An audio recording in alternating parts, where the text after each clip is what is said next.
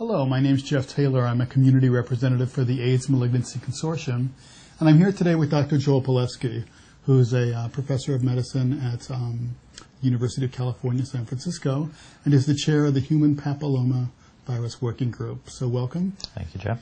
And if you could tell us exactly what the HPV Working Group is and what they do. Sure. HPV is one of the most common sexually transmitted agents found in men in the anal canal and in women in the cervix and the anal canal.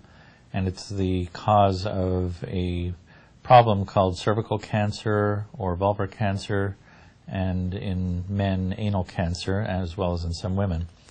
So cervical cancer is one of the major causes of cancer-related mortality in women. Anal cancer, we're finding, is becoming increasingly common in men who have sex with men, particularly HIV-positive men who have sex with men. Anal cancer and cervical cancer are very similar diseases, and so many of the measures that we use to detect the cancer precursor, which is called intraepithelial neoplasia, in the cervix that would be cervical intraepithelial neoplasia, or CIN. In the anus, that would be anal intraepithelial neoplasia, or AIN. So many of the measures that we use to detect CIN or AIN and to treat them to prevent the progression of those lesions to cancer are very similar at the two sites, in the cervix and the anus. So much of our work is focused on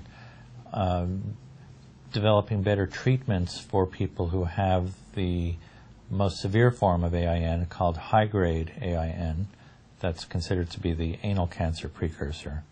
So one of our goals is to find better treatments for that, to reduce the risk of the individual to progress to anal cancer.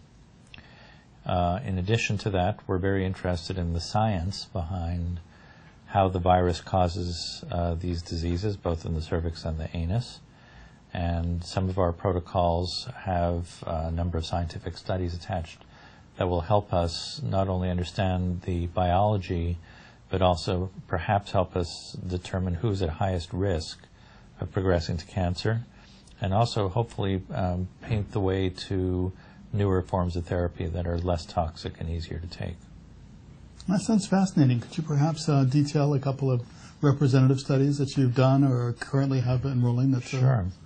One of the studies that we recently completed was a study of a drug called cidofovir, which some people in the HIV community may recognize that drug. It had been used to treat cytomegalovirus retinitis when given intravenously.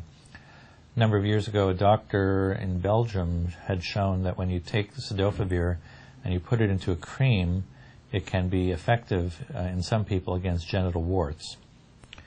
Genital warts in and of themselves are not particularly dangerous. They're very unpleasant, but they don't lead directly to cancer.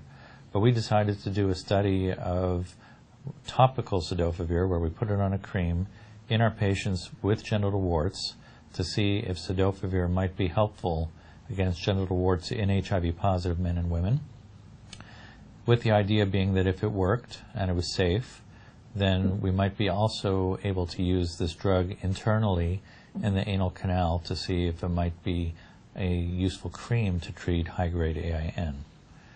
So this study was led by Dr. Beth Steyer, who's the co-chair of the HPV Working Group, and it showed that the cidofovir had a pretty good response rate against the genital warts, and we're now doing a variety of different analyses to try and understand how cidofovir worked.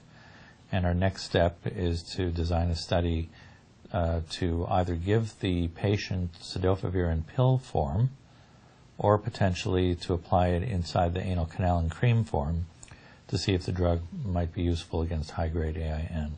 And therefore cancer. And therefore potentially useful to prevent the development of cancer. Right. Another approach that we've been taking, again, on the prevention end is to try a vaccine. In this case, it's the quadrivalent HPV vaccine. The trade name for that is Gardasil. This is a vaccine against human papillomavirus, the causative agent of cervical and anal cancer, as we discussed. And here the idea is to try and prevent initial infection with HPV before the person acquires it, because if they don't get HPV infection, then they're not going to get AIN or CIN.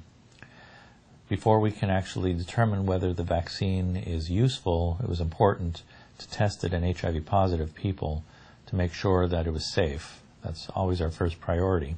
So we wanted to know whether the vaccine would cause any unexpected changes in CD4 level or HIV viral load. And then we also wanted to make sure that the vaccine would be useful in terms of generating protective antibodies. So we recently completed a study of that in a group of HIV-positive men who have sex with men and showed that the vaccine does generate antibodies and that it was safe. So again, our next step is now to see whether the vaccine actually prevents initial infection with HPV in HIV-positive people and whether it actually can prevent the development of AIN, again with the goal being to reduce the risk that that person might develop anal cancer eventually. Thank you. Well, that's fascinating, and I'm interested to know, I mean, given the global nature of the epidemic and then the increasing focus on the other parts of the world where HIV and AIDS are a huge problem, what kind of cancers we're seeing there and what activities the AMC is involved in. Up to this point, many of our international activities have been focused in India, where cervical cancer is a very large problem in HIV-positive and HIV-negative women.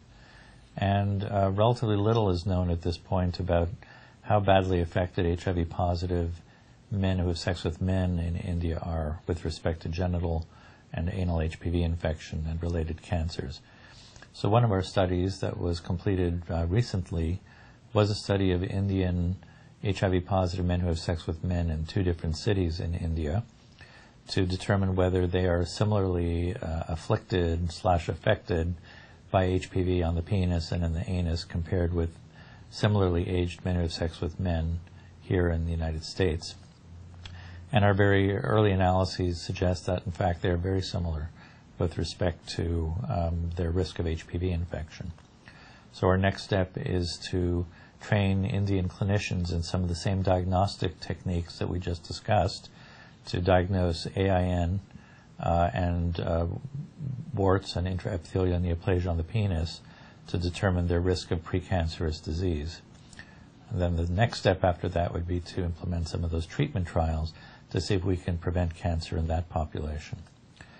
We also have a study of Gardasil, the quadrivalent HPV vaccine, in Indian HIV-positive women, very similar to the study that we did in the HIV-positive men who have sex with men. Again, the idea being that we'd like to confirm that the vaccine is safe and immunogenic in an HIV-positive population. And so that study is still ongoing in Chennai, India. One of our more recent forays, if you will, is into Africa, where 4 sites have been chosen to become AIDS Malignancy Consortium recruiting sites. And 3 of those sites will be recruiting patients into a very important area for us, which is cervical cancer studies.